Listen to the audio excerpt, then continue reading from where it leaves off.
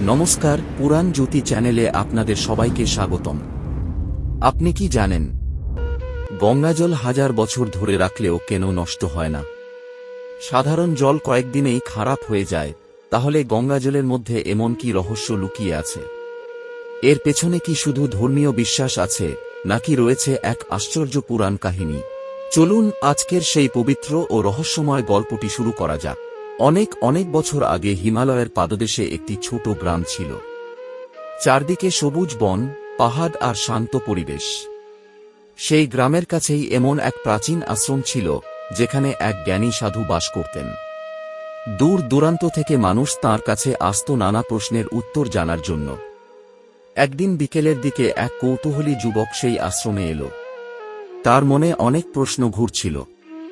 সে অনেকবার শুনেছিল, গঙ্গাজল হাজার বছর ধরে রাখলেও নষ্ট হয় না, কিন্তু সে বুঝতে পারছিল না এটা কিভাবে সম্ভব। যুবকটি সাধুর সামনে গিয়ে প্রণাম করল। সাধু স্নেহভরে তাকে বসতে বললেন।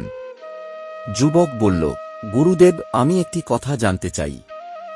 সাধারণ জল যদি কয়েকদিন রেখে দিই তবে তা পচে যায়, কিন্তু সবাই বলে গঙ্গাজল নাকি অনেক বছর রাখলেও নষ্ট হয় না। এটা কিভাবে সম্ভব? সাধু মৃদু হেসে বললেন, তোমার প্রশ্নটি খুবই ভালো। এই রহস্যের মধ্যে শুধু ধর্ম নয়, আছে এক পবিত্র কাহিনী। যুবকটি মন দিয়ে শুনতে লাগল।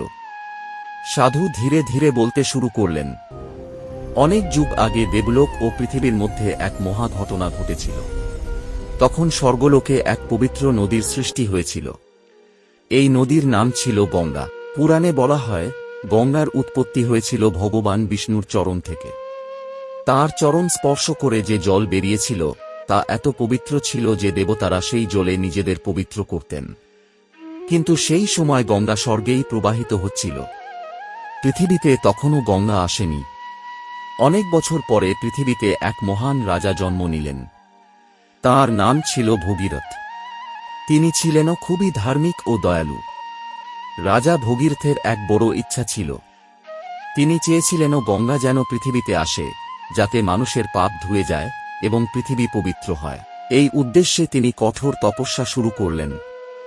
বছরের পর বছর তিনি ভগবানের ধ্যান করতে লাগলেন। তাঁর এই কঠোর তপস্যায় দেবতারা সন্তুষ্ট হলেন। অবশেষে গঙ্গা পৃথিবীতে আসতে রাজি হলেন। কিন্তু তখন আরেকটি সমস্যা দেখা দিল।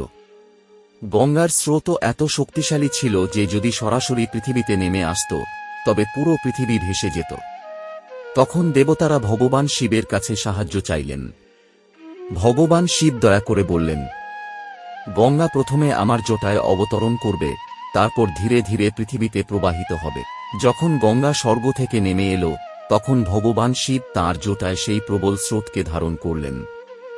শিবের জটার মধ্যে দিয়ে গঙ্গা ধীরে ধীরে পৃথিবীতে প্রবাহিত হল। শিবের স্পর্শে সেই জল আরও পবিত্র হয়ে উঠল। সেই থেকেই গঙ্গা শুধু একটি নদী নয়, মানুষ তাকে গঙ্গা মা বলে সম্মান করতে শুরু করল। সাধু একটু থেমে আবার বললেন, এই কারণেই বিশ্বাস করা হয় গঙ্গা জলে দেবীয় শক্তি আছে, তাই এই জল সহজে নষ্ট হয় না। যুবকটি মন দিয়ে সব কথা শুনছিল। সাধু আবার বললেন, শুধু ধর্মীয় বিশ্বাসই নয়, অনেক বিজ্ঞানীও দেখেছেন যে গঙ্গার জলে এমন কিছু বিশেষ গুণ আছে যা জীবাণুকে দ্রুত নষ্ট করে দেয়। তাই এই জল অনেক দিন পর্যন্ত বিশুদ্ধ থাকে।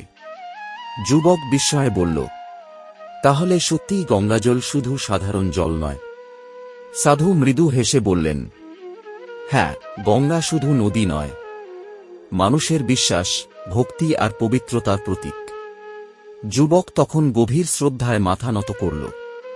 সেদিন সে বুঝতে পারল গঙ্গাজল কেন এত পবিত্র বলে মনে করা হয়। তারপর থেকে সে যখনই গঙ্গার নাম শুনত, ভক্তি ভরে বলত, গঙ্গা মা, তোমাকে প্রণাম। যদি আপনাদের এই গল্পটি ভালো লাগে তাহলে ভিডিওটি লাইক করুন, বন্ধুদের সাথে শেয়ার করুন এবং সনাতন ধর্মের আরও সুন্দর গল্প জানতে আমাদের চ্যানেল পুরাণ জ্যোতি সাবস্ক্রাইব করুন।